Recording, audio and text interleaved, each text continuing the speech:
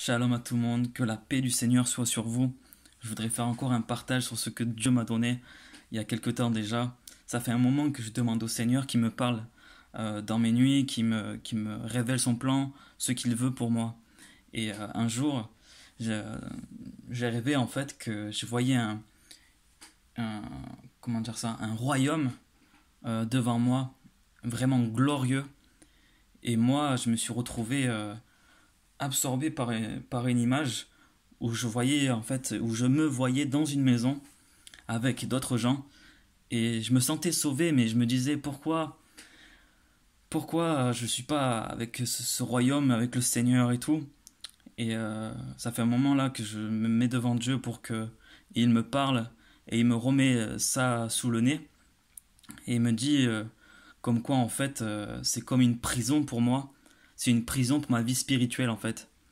Ma maison, de tout ce qui est en fait le téléphone ou mes habitudes, toutes mes habitudes, mes fausses habitudes en fait, mes faux amis, d'aller sur YouTube, de me documenter sur telle ou telle chose, de regarder des films et tout. Et je sens au plus profond de moi que ça me nourrit pas, que ça fait pas l'attente que je désire.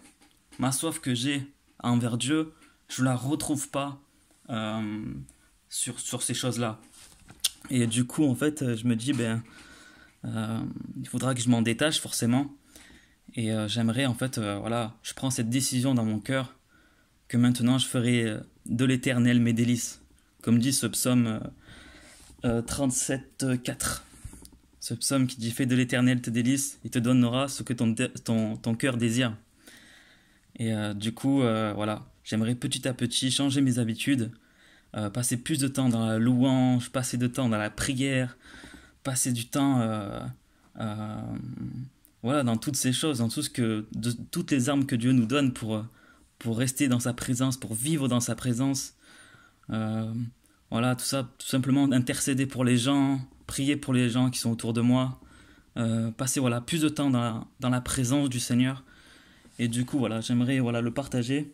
Et je pense qu'il y a beaucoup de cas comme moi qu'on ne se rend pas compte en fait, mais au lieu de passer du temps dans le Seigneur et trouver sa joie, retrouver sa paix, retrouver voilà, ce que Dieu nous donne à travers sa présence en fait.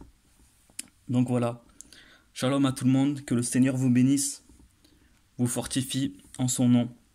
Soyez bénis. Amen.